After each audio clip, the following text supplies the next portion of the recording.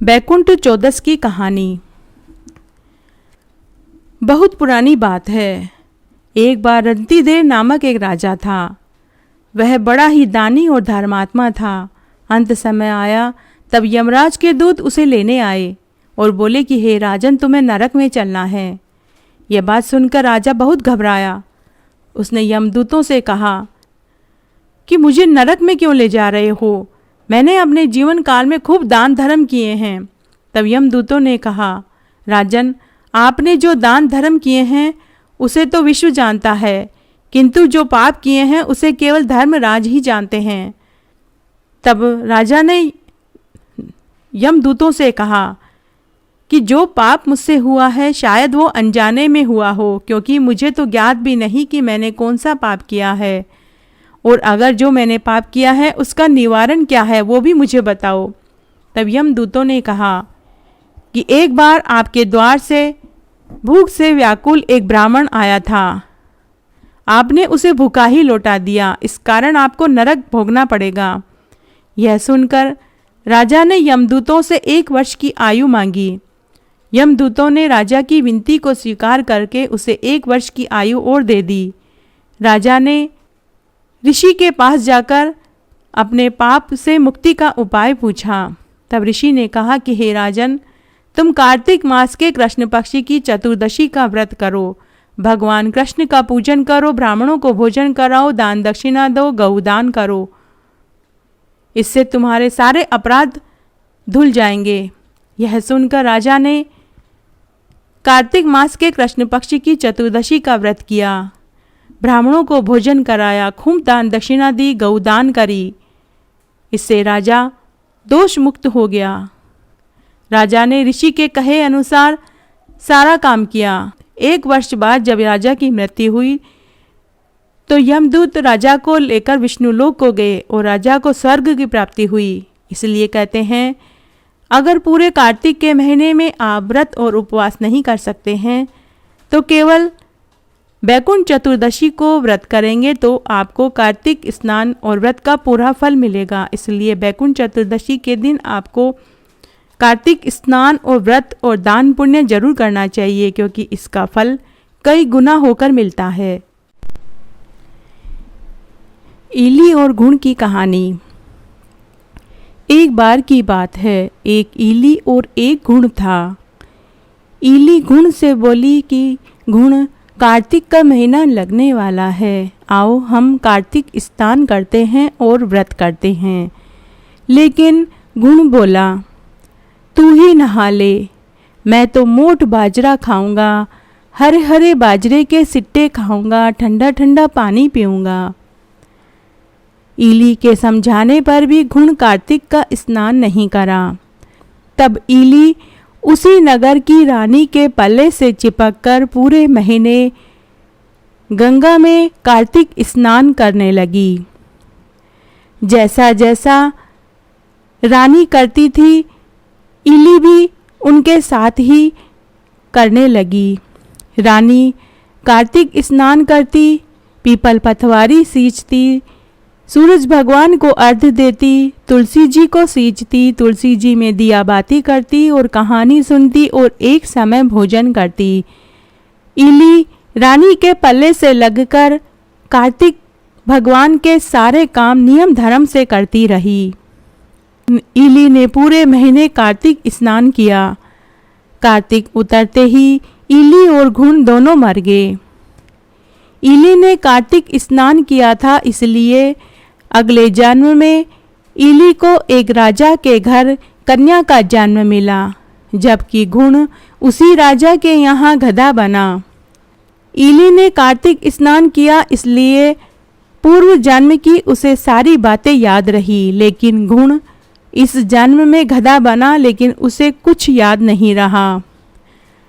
जब राजकुमारी विवाह लायक हुई तो राजा ने उसका विवाह धूमधाम से किया। राजा ने खूब सारा दहेज दिया, खूब सारे लाव लश्कर, घोड़े, गाड़ी, ऊंट, हीरे मोती, सोने चांदी के जेवरात, रेशमी ऊनी वस्त्र दिए। राजा ने अपनी बेटी राजकुमारी से पूछा कि पुत्री, मैंने तेरे दहेज में सब कुछ दिया है, इसके अलावा तुझे और कुछ चाहिए तो तू मांग सकती है। तब राजकुमारी अपने माता पिता से बोली कि मुझे ये गधा दे दीजिए। राजा रानी ने अपनी पुत्री राजकुमारी को बहुत समझाया, लेकिन वो नहीं मानी। तब राजा रानी ने दहेज के लवाजमे के साथ गधा भी लगा दिया और राजकुमारी अपने ससुराल में आ गई। ससुराल में आने के बाद गधे को महल की सीढ़ी से बांध दिया गया। ससुराल में राजकुमारी महल की सीढ़ी से जब उतरती और चढ़ती तो वह गधे से बातें करती। राजकुमारी गधे से कहती, अरे गधे, तूने पूर्व जन्म में कार्तिक स्नान नहीं किया। पूर्व जन्म में तू घुण था और मैं ईली थी। मैंने तुझे बहुत समझाया, लेकिन तूने कार्तिक स्नान नहीं किया। तूने कहा कि तू तो मोट बाजरा खाएगा, बाजरे के सिट्टे खाएगा, ठंडा ठंडा पानी पिएगा। देख, अगर तू भी कार्तिक स्नान करता तो तुझे भी मनुष्य योनि में जन्म मिलता। इस तरह राजकुमारी महल की सीढ़ियों से जब उतरती और चढ़ती तो बार बार वो घुण से यही बात करती और उसे पूर्व जन्म की बातें याद दिलाती। एक दिन महल में देवरानी जिठानियों ने अपनी नई बहू को गधे से बात करते हुए देख लिया। देवरानी जिठानी ने शाम को जब देवर आया तो उसे सारी बातें बता दी। देवरानी जिठानी ने अपने देवर के कान भरने शुरू कर दिए। उन्होंने कहा कि देवर जी, आप किसी राजकुमारी को ब्याह कर नहीं लाए हैं, आप तो किसी जादूगरनी को ब्याह कर लाए हैं। यह तो सारे दिन जानवरों से बातें करती है। तब देवर ने अपनी भाभियों से कहा कि मैं कानों सुनी नहीं मानता, मैं खुद आँखों से देखूंगा तभी मानूंगा। दूसरे दिन राजा महल की सीढ़ी के दूसरी तरफ छिपकर बैठ गया। जैसे ही नई बहू महल से नीचे उतरी तो वह गधे से वापस वही बातें करने लगी। राजकुमार ने अपनी पत्नी को गधे से बात करते हुए देखा तो उसे कहा कि तुम जानवरों से क्या बातें करती हो? सच सच बताओ, तुम कौन हो? अगर तुमने सच नहीं बताया तो मैं तुम्हारी गर्दन तलवार से काट दूंगा। राजकुमारी ने राजा से कहा कि आप औरत का भेद मत लीजिए। राजा ने कहा कि मैं तुम्हारा पति हूँ, मैं तुम्हारा सारा भेद लूँगा।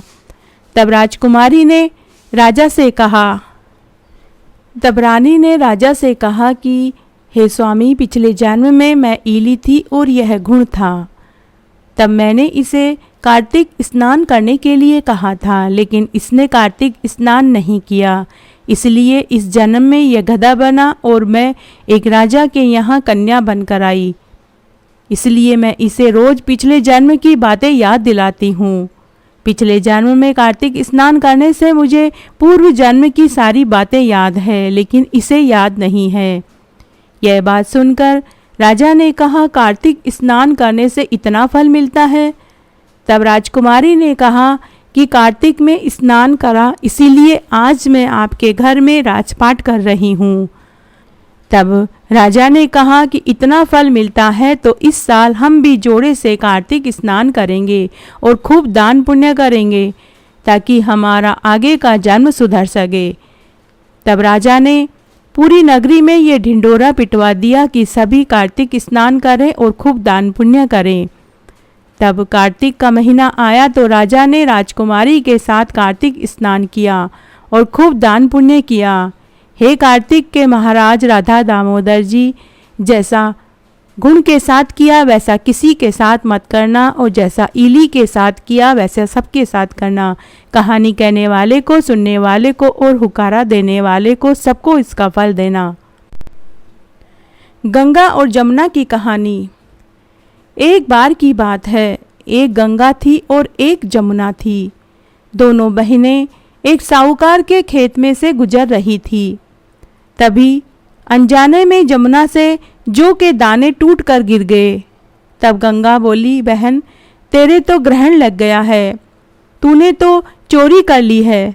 तब जमुना बोली कि बहन, अब यह ग्रहण कैसे धुलेगा, अब मेरे पाप को मैं कैसे धो पाऊंगी। तो गंगा ने कहा कि बहन, 12 वर्ष तक तुझे साहूकार के यहाँ नौकरी करनी पड़ेगी, तभी तेरा यह दोष उतरेगा। तब जमुना साहूकार के यहाँ वेश बदल कर गई और बोली कि मालिक, मुझे नौकरी पर रख लीजिए, मैं आपके घर के सारे काम कर दूंगी, परंतु 4 काम नहीं करूंगी। एक तो झूठे बर्तन नहीं मांजूंगी, झाड़ू नहीं लगाऊंगी, बिस्तर नहीं बिछाऊंगी और दिया नहीं जलाऊंगी। साहूकार को अपनी पत्नी के लिए कामवाली की जरूरत थी। साहूकार ने उसे काम पर रख लिया। जमुना पूरे नियम धर्म से साहूकार के यहाँ 12 वर्ष तक काम करती रही। 12 वर्ष के बाद कुंभ का मेला आया। तब साहूकार और साहूकारनी कुंभ के मेले में जाने की तैयारी कर रहे थे। जब जमुना को पता लगा कि साहूकार और साहूकारनी कुंभ के मेले में जा रहे हैं, तो जमुना ने साहूकार से कहा कि मालिक, 1 सोने का टका मेरी तरफ से लेते जाइए और यह टका आप मेरी बहन गंगा को दे देना और कहना कि तेरी बहन जमुना ने यह सोने का टका भेजा है। साहूकार और साहूकारनी को यह बात मजाक लगी। साहूकार और साहूकारनी कुंभ में गंगा स्नान के लिए चले गए और गंगा जी के तट पर जाकर उन्हें जमुना वाली बात याद आई। तब साहूकार ने जमुना का दिया हुआ सोने का टका निकाला और माता गंगा को आवाज़ लगाई, हे गंगा मैया, आपकी बहन जमुना ने यह सोने का टका भेजा है। तभी एक आश्चर्यजनक घटना घटित हुई। माता गंगा ने वहां प्रकट होकर अपना हाथ पसार कर साहूकार से सोने का टका ले लिया और साहूकार से कहा,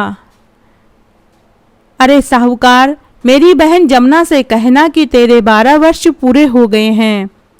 साहूकार और साहूकारनी गंगा मैया के दर्शन पाकर धन्य हो गए, परंतु उन्हें बहुत दुख हुआ कि उन्होंने जमुना मैया को अपने घर में नौकरानी बनाकर रखा।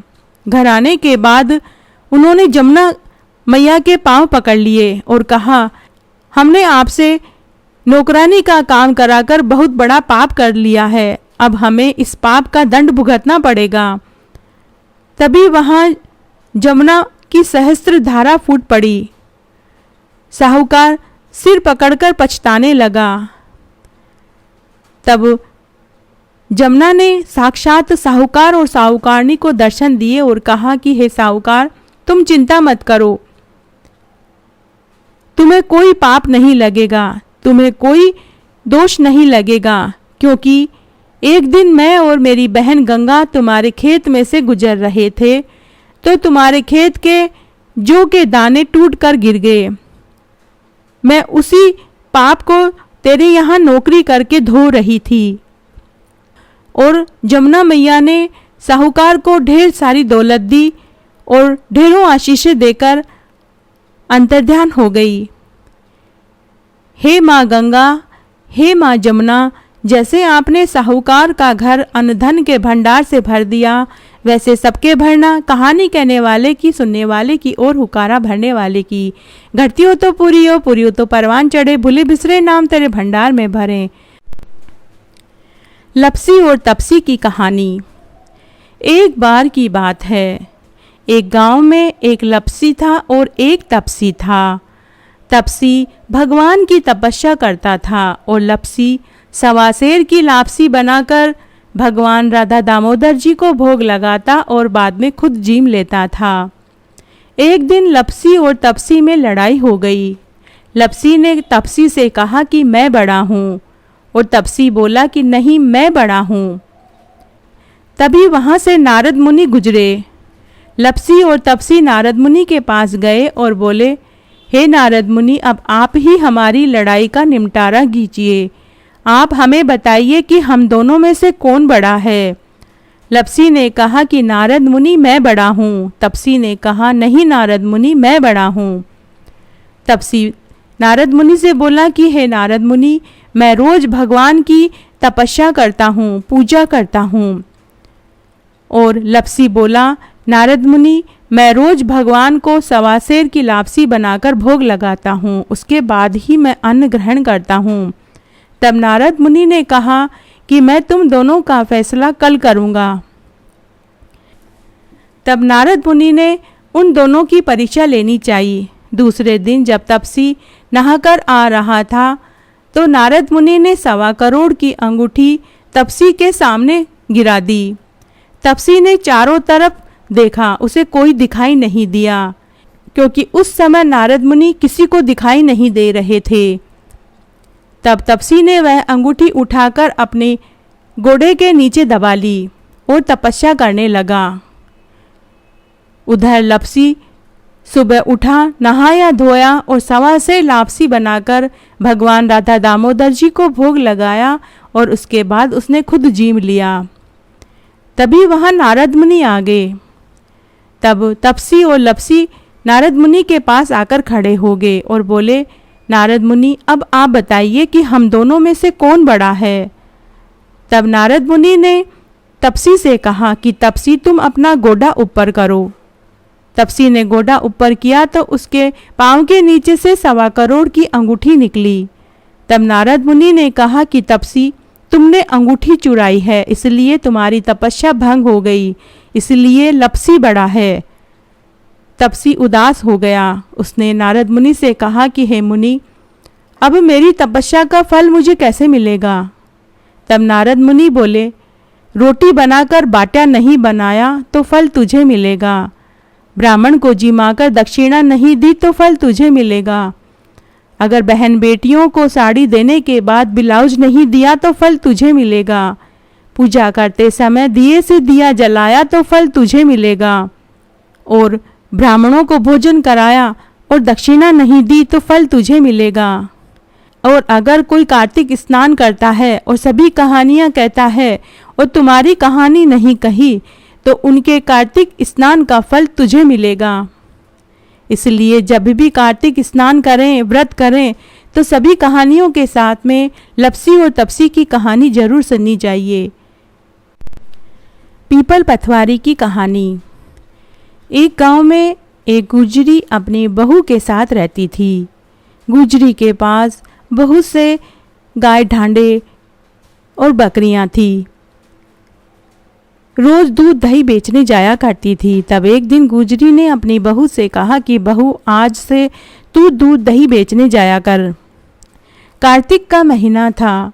जब गुजरी की बहू दूध दही बेचने निकली तो उसने औरतों को पीपल सींचते हुए देखा, कथा कहानी कहते हुए और पूजा करते हुए देखा।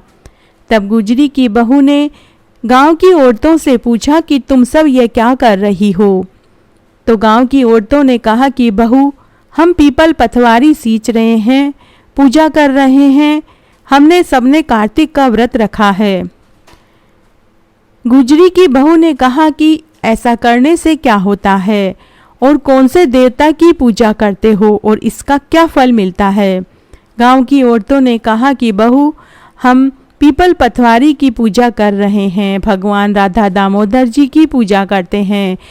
कार्तिक स्नान करने से, पूजा करने से, पीपल पथवारी सींचने से घर में अन्न धन के भंडार भरते हैं, बिछड़ों का मिलन होता है, निसंतानों को संतान सुख मिलता है, कोढ़ी को कंचन काया मिलती है, कुंवारी लड़कियों को अच्छा घर वर मिलता है और बुजुर्गों को बैकुंठ का वासा मिलता है।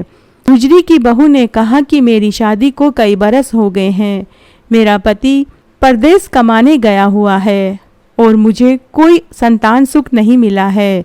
मैं भी पीपल पथवारी सींचूंगी, मैं भी रोज कार्तिक स्नान करूंगी, व्रत करूंगी और राधा दामोदर जी की पूजा करूंगी। तुम सब तो रोज पानी से सींचती हो, मैं दूध दही से सींचा करूंगी और आज से मैं दूध दही नहीं बेचूंगी। शाम को जब गुजरी की बहू घर आई तो सास ने उससे दूध दही के पैसे मांगे।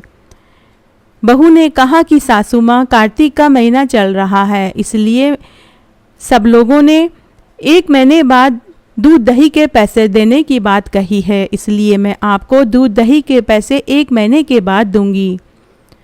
पूरे महीने गुजरी की बहू दूध दही बेचने के नाम से घर से निकलती और रोज पीपल पथवारी सींचती, गांव की औरतों के साथ कथा कहानी सुनती, सूरज जी सींचती, सूर्य भगवान को अर्घ्य देती, तुलसी जी को सींचती और राधा दामोदर जी के मंदिर में दर्शन करने जाती। इस तरह पूरा 1 महीना निकल गया। जब कार्तिक पूर्णिमा आई तब गुजरी ने अपनी बहू से कहा कि बहू, आज तुम दूध दही के पैसे लेकर आना। गुजरी की बहू पीपल पथवारी के पास आकर धरना देकर बैठ गई। सुबह से दोपहर और दोपहर से शाम होने वाली थी।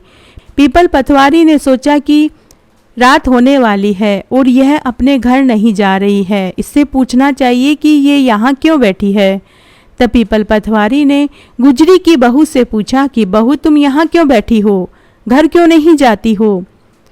गुजरी की बहू ने कहा, हे माँ, मैं घर कैसे जाऊँ, पूरे कार्तिक के महीने में मैंने आपको दूध दही से सींचा था, अब आप ही मुझे पूरे दूध दही के पैसे दीजिए।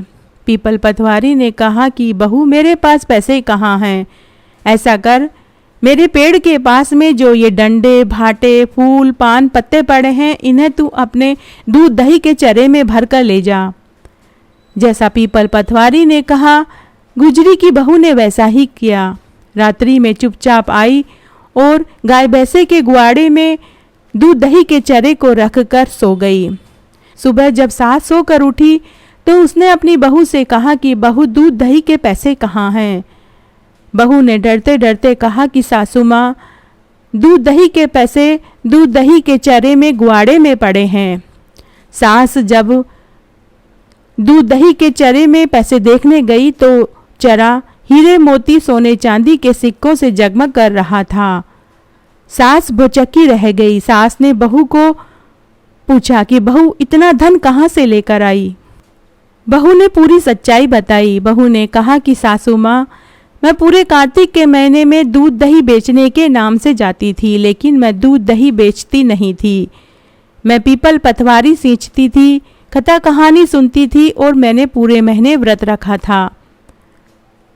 जब मैं दूध दही के पैसे लेने के लिए पीपल पथवारी के पास गई तो उन्होंने ही मुझे ये धन दिया है।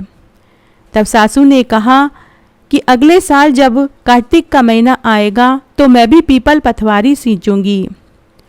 इस तरह समय बीतने लगा। साल भर बाद जब वापस कार्तिक का महीना आया तो सास ने बहू से कहा कि बहू, आज से दूध दही बेचने मैं जाया करूंगी। बहू, तुम मुझे आदेश दे कि मैं दूध दही बेचने जाऊं। बहू ने सासू माँ से कहा कि सासू माँ, मैं छोटी हूँ, आप बड़े हो, मैं आपको आदेश कैसे दे सकती हूँ। सास ने डांटते हुए कहा कि नहीं, तू अगर मुझे दूध दही बेचने के लिए नहीं कहेगी तो मैं दूध दही बेचने कैसे जाऊंगी। डरते डरते बहू ने सासू माँ से कहा कि सासू माँ, दूध दही बेचने जाइए। सासू बड़ी कंजूस थी। वह दूध दही को पहले बेच देती थी, फिर दूध दही के बर्तन में पानी भर के पीपल पथवारी सींचती और घर आ जाती। इस तरह पूरा महीना बीत गया। जब महीना खत्म होने वाला था तो सास ने बहू से कहा कि बहू, तू मुझे आदेश दे कि मैं दूध दही के पैसे का हिसाब लेकर आऊं। बहू ने वापस अपनी सास से कहा कि सासू माँ, उल्टी गंगा थोड़ी बहती है, मैं आपको कैसे आदेश दे सकती हूँ, आप बड़े हो, आप आदेश दीजिए। सासू ने फिर से बहू को डांटते हुए कहा कि अगर तू मुझसे दूध दही के पैसे मांगेगी नहीं तो मैं पीपल पथवारी से धन कैसे मांगूंगी। बहू ने वापस डरते डरते अपनी सास से कहा कि सासू माँ, दूध दही के पैसे का हिसाब लेकर आइए। सास घर से निकली और जाकर पीपल पथवारी के पास बैठ गई और पीपल पथवारी से धन मांगने लगी। पीपल पथवारी ने गुजरी से कहा, अरे गुजरी, मेरे पास धन कहाँ है। तेरी बहू भी यहीं से पान, पत्ते, डंडे और डंठल भरकर लेकर गई थी। तू भी दूध दही के चरे में यहाँ से पान, पत्ते और फूल पत्तियाँ भरकर ले जा।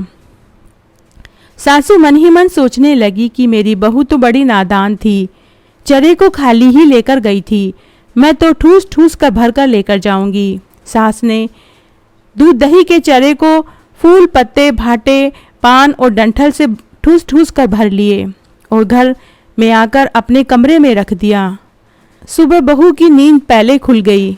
बहू ने सासू के कमरे में बिच्छू, कंचले, कीड़े मकोड़े रेंगते हुए देखा तो बहू ने सासू माँ को जगाते हुए कहा कि सासू माँ, आपके कमरे में सांप, बिच्छू, कंचले कैसे घूम रहे हैं? सास डर गई और उसने कहा, पीपल पथवारी ने मेरे साथ धोखा किया है।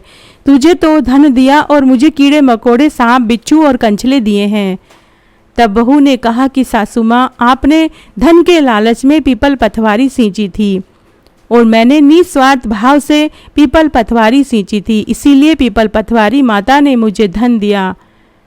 हे पीपल पथवारी माता, जैसे आप गुजरी की बहू के ऊपर प्रसन्न हुए, उनका घर अन्न धन के भंडार से भर दिया, वैसे सबका भरना कहानी कहने वाले की, सुनने वाले की और हुकारा भरने वाले की।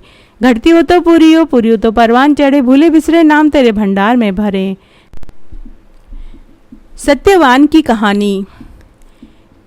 एक बार की बात है, एक गांव में एक दादी पोती थी। वो रोज भगवान सत्यवान की कहानी कहती और सुनती थी। रोजाना वे एक लोटे में जल भरकर, फूल रखकर कहानी कहती थी और भगवान सत्यवान का नाम लेकर सूरज भगवान को अर्घ्य देती थी। जब पोती विवाह लायक हुई तो दादी को उसके विवाह की चिंता सताने लगी। एक दिन दादी उदास बैठी थी। तब पोती ने दादी से कहा कि दादी, आप उदास क्यों बैठे हो? तब दादी ने पोती से कहा कि बेटी, अगर तेरे माता पिता जिंदा होते तो तेरा धूमधाम से विवाह करते, तुझे खूब सारा दान दहेज देते, लेकिन मेरे पास तुझे देने के लिए कुछ भी नहीं है। पोती ने कहा कि दादी माँ, आप ही तो कहते हो कि भगवान सत्यवान ही हमारे सब कुछ हैं, वो ही सब करेंगे, फिर आप चिंता क्यों करते हो? भगवान सत्यदेव ही हमारे कष्ट मिटाएंगे। तब एक दिन पोती का विवाह तय हो जाता है। उस दिन भगवान सत्यदेव ने दादी को स्वप्न में दर्शन देकर कहा कि माँ, आप विवाह की तैयारी कीजिए, सब काम हो जाएगा। दूसरे दिन जब दादी सोकर उठी तो उनका घर अन्न धन के भंडार से भरा हुआ था। तब दादी ने अपनी पोती का विवाह धूमधाम से कर दिया और पोती के साथ में वही लोटा जिससे वो रोज पूजा करते थे, उस लोटे में जल भरकर फूल रखकर दे दिए और दादी ने अपनी पोती को खूब सारे गहने गांठे पहनाकर भेजा और खूब दान दहेज दिया। जब वह ससुराल आई तो ससुराल बहुत गरीब था। सासू के पास अपनी बहू को खिलाने के लिए मूंग चावल भी नहीं थे। सासू मनी मन सोचने लगी कि हमारी बहू तो बड़े घर की लगती है, इतना सारा दान दहेज लेकर आई है, लेकिन मेरी बहू को खिलाने के लिए मेरे पास कुछ भी नहीं। बहू अपनी सास की मन की बात समझ जाती है। बहू ने सासू माँ से कहा कि सासू माँ, आप लोटे में से जल लेकर रसोई बनाइए। तब सासू ने बहू के कहे अनुसार लोटे में से जल लेकर रसोई बनाई तो तरह तरह की मिठाइयाँ तैयार हो गई। सासू बहुत खुश हुई। सासू ने बहू से कहा कि बहू आओ जीम लो। बहू ने कहा कि सासू माँ, ससुर जी ने खाना नहीं खाया, आपने नहीं खाया, पतिदेव ने नहीं खाया, देवर जी ने और ननद बाईसा ने नहीं खाया, मैं कैसे खा सकती हूँ? सासू माँ, मेरा सत्यवान की कहानी कहने का नियम है, जब तक मैं कहानी नहीं कह लूँ, कहानी किसी को सुना नहीं दूँ, तब तक मैं अन्न का दाना ग्रहण नहीं करती। तब सासू माँ ने कहा कि बहू, हम सब तुम्हारे सत्यदेव भगवान की कहानी सुनेंगे, तुम हमें सुनाओ। तब बहू ने अपने सास, ससुर, पति, देवर और ननद को भगवान सत्यदेव भगवान की कहानी सुनाई। सूर्य भगवान को अर्घ्य दिया। सासू पड़ोस में भगवान सत्यदेव का प्रसाद बांटने गई और पड़ोस की औरतें जब नई बहू को देखने आई तो उनका घर अन्न धन के भंडार से भरा हुआ देखा।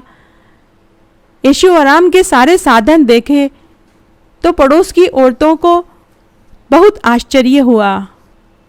उन्होंने पूछा, अरे बहन, कल तक तो तुम्हारे पास खाने के लिए अन्न का एक दाना तक नहीं था, आज तो तुम्हारा घर अन्न धन के भंडार से भरा है। सभी ऐशो आराम के सारे साधन तुम्हारे घर में भरे पड़े हैं। यह सब कैसे हुआ? सासू बोली, मेरी बहू सत्य भगवान की कहानी कहती है। उसने सत्य भगवान की कहानी कहने और सुनने का नियम ले रखा है। यह सब कुछ भगवान सत्यदेव ने किया है। हे सत्य भगवान, जैसा आप साहूकार की बहू के ऊपर प्रसन्न हुए वैसे सबके ऊपर होना।